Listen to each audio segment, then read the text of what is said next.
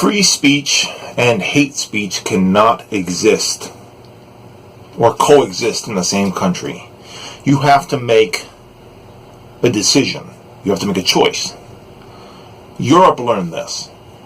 When you look at the charts about global hate laws, you will find the highest concentration of hate speech laws in the world are in Europe. And there's a very good reason for that, is that Europe learned the hardest way that you possibly can what happens when you allow xenophobic, racist, misogynist language to enable politics, to influence and poison politics in your country. During the Second World War, various fascist nationalist groups took power on the backs of hateful rhetoric and engaged in mass warfare and genocide. The Americas actually have the lowest concentration of hate speech laws in the world per capita, meaning, North America, South America, the whole deal. And we have had a fucking problem with creeping fascism here for a long time. It has been legal to use dangerous, vilifying language against people in the United States of America under this free speech absolutism for a long time. And it gets people hurt. It gets people killed. These white mass shooters, when you go through their, people like Dylan Roof and that French-Canadian guy, the mosque shooter, when you go through their social media, when you get a chance to look through what they were consuming in the lead up to these disastrous attacks, you find a steady diet of race realism, misogyny. Elliot Rodger was a misogyny-fed mass killer. He came out of that the more toxic ends of the MRA PUA movement. So, no, hate speech is not valuable to the conversation. There literally is no point to including hate speech in a political discourse of a country. It always inevitably leads to, oppressive, either, lone wolf killers or organized hate groups, separatist militias. And this is a wide spectrum of hate speech. I don't support black separatists like the Black Israelites. Some modern iterations of the Black Panthers, which are very sparse. I think that a YouTuber, Black Hitler, Ghazi, I believe is his name. That guy should probably be, chastised, fined, pushed off the platform. Conversely, and this is gonna, again, it's probably gonna irritate quite a few people who are, because the ethos of this skeptic alt-right alliance is this free speech absolutism, and it puts a particular premium on the importance of hate speech.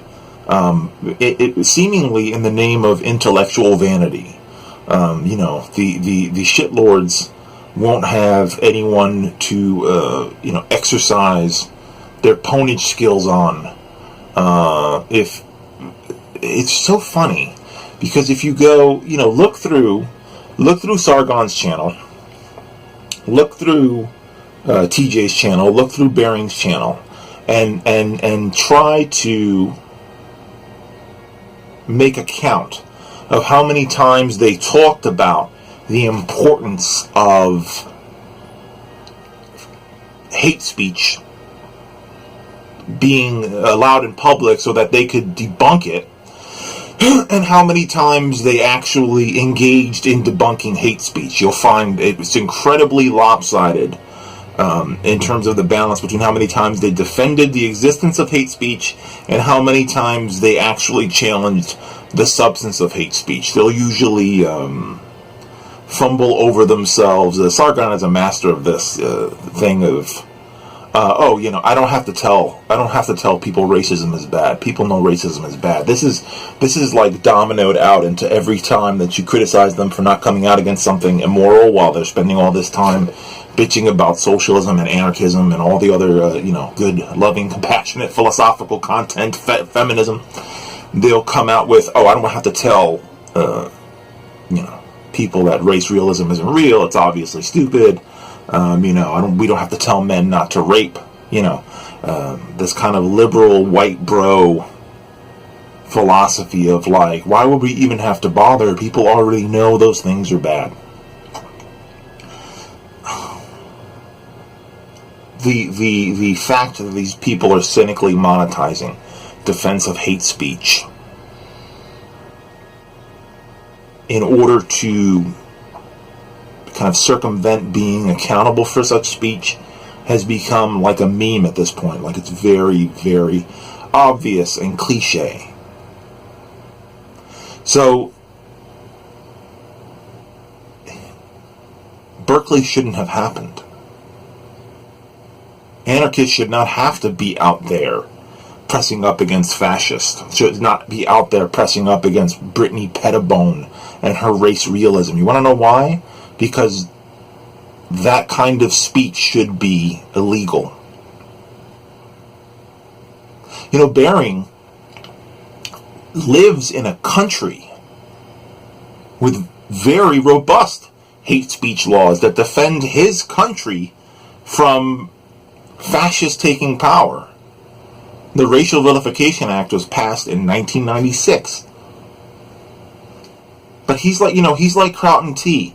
He's a person who lives under the safety of hate speech laws and then longs for the oppression of America's free speech absolutism because of, again, there is a lot of money in. I would be interested to see how many of Bering or Kraut's subscribers are from Europe, and I would like to see how many of them are from America. And I would say that I would assume that the majority of their viewership is from America, because in America you can still make hate speech a cottage industry. It is a highly monetizable form of speech. So, my response to Bering and his gang, his little mafia of hate mongers, is Berkeley should not have happened, because the other side, the freedom side, should literally, the so-called freedom side, it should not be allowed to speak by law.